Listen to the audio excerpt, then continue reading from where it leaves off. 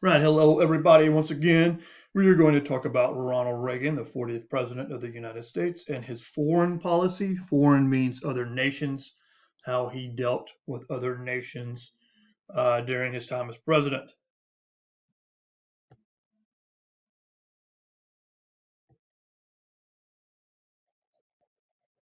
All right, so the difference between traditional views of the Cold War and Reagan's view of it.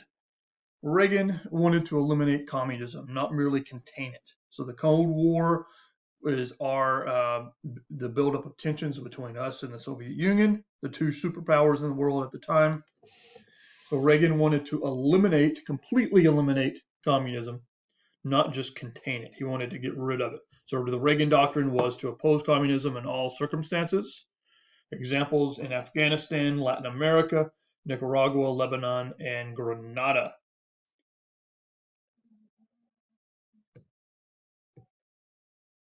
All right, peace through strength. So once again, we looked at this during the last async video. Peace through strength. Strength, let those who desire peace prepare for war. So we set out to rebuild American confidence in the military after Vietnam. Reagan sent Marines to Grenada, which is a small island in the Caribbean Sea, after a communist takeover. So peace through strength meant the best way to prevent war was to make our enemies think the United States had the means and will to stop communist aggression. That we built up our military, poured a lot of money into it, and made it very, very powerful. Okay, so no country would be willing to fight us because that would be really crazy on their part because we were so powerful. So it deterred war. So Star Wars, or the SDI, Strategic Defense Initiative, was to be a space-based system to shoot down missiles, deterring the Soviets. And it didn't really work, but the Soviet Union thought that it worked.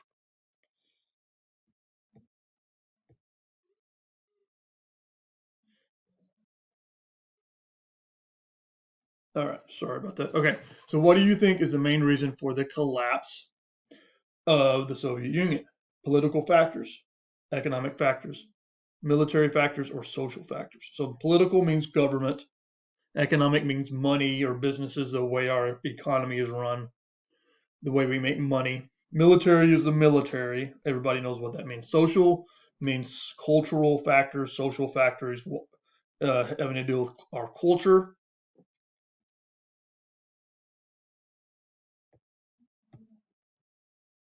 All right, so some political factors having to do with government go for the Soviet Union. So remember, we're looking at the fall of the Soviet Union. Why did they collapse? Nikita Khrushchev signaled a fundamental change in Soviet politics when he died or was removed in 1963. He was the last of the Soviet leaders to work directly under the leadership of the original October revolutionaries of 1917, like Lenin and Trotsky and Stalin. And from 1963 onward, the Soviet, the heads of state in the Soviet Union, the head of the Soviet government called the Politburo, drifted further and further from Lenin's vision, the much more conservative approach to most problems.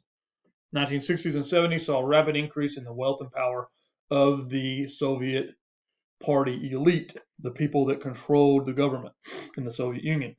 They were getting kind of rich. Millions of the average citizens died from starvation, but the Soviet government elite enjoyed imported German cars, ate expensive French food, slept on luxurious Italian silk sheets. So the double standards of the Soviet elite created a backlash from the younger generation. When the Soviet Union was put to the test in the 1980s, these young people were unwilling to step forward to protect and serve a nation that they did not like, okay? Because there was a double standard, right? The Soviet leaders were living high on the hog.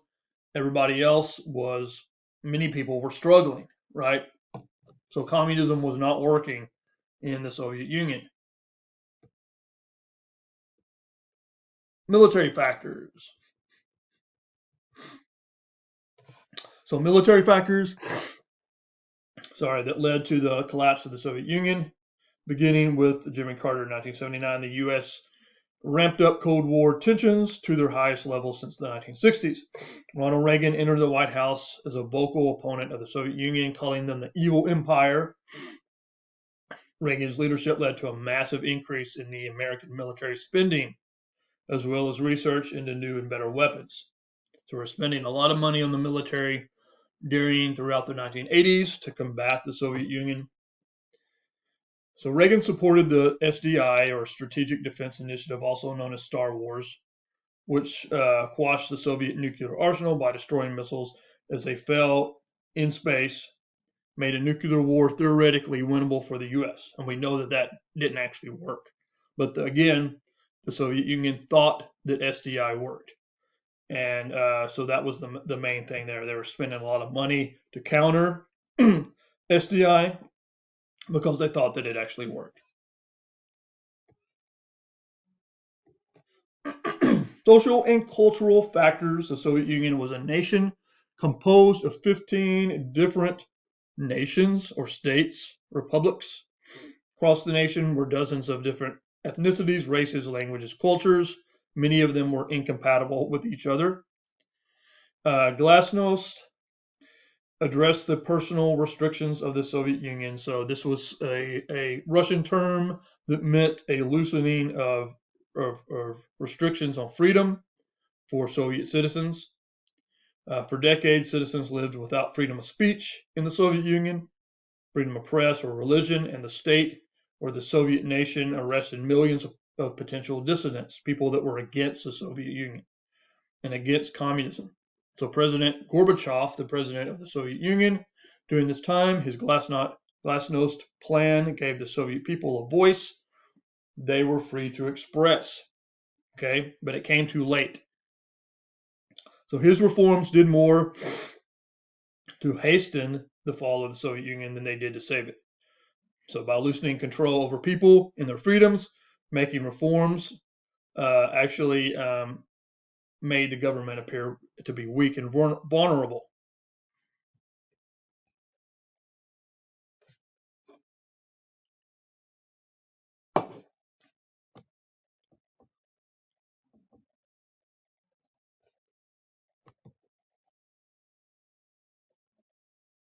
Let's see if I can move this out of the way.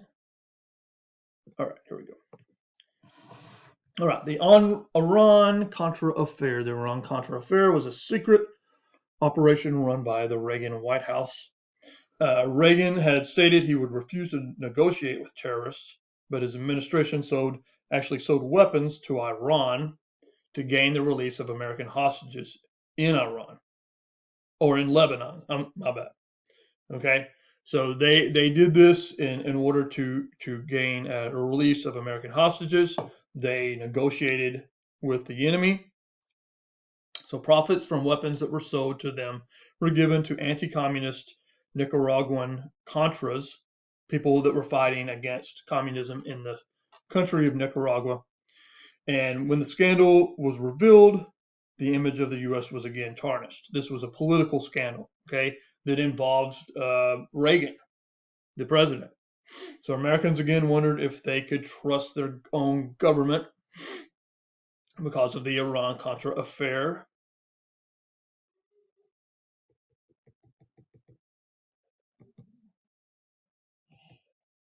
All right, war on terrorism. So terrorism is the use of bombings, assassinations, kidnappings, other acts of terror to make sure a political group's voice is heard and that governments will yield to their demands. So we deal with terrorism even today, like 9/11.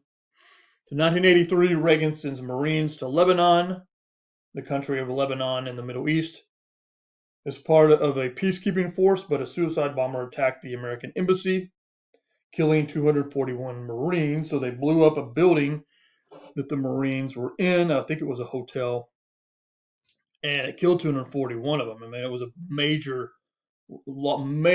attack, major loss of life. 241 Marines is a lot of Marines in one attack. So 1986, Reagan bombed Gaddafi, who was the head of Libya. He was known as a dictator and kind of a bad guy. He did this in response to Libya's involvement in terrorism.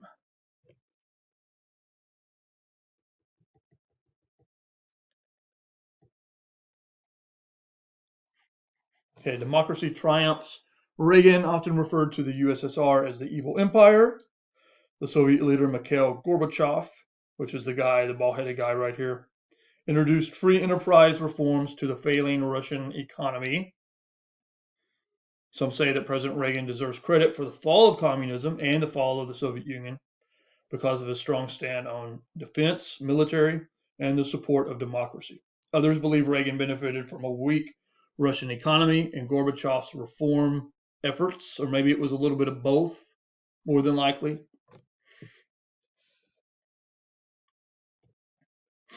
And then lastly, we have the fall of the Berlin Wall and also the Soviet Union. So by 1989, the Berlin Wall fell, which divided East Berlin from West Berlin, and they were finally united after almost 60 years behind that wall, being basically held prisoner in East Berlin. And then in 1991, the Soviet Union totally collapsed and broke up. So there's no more Soviet Union, just Russia and a bunch of other former Soviet Union nations.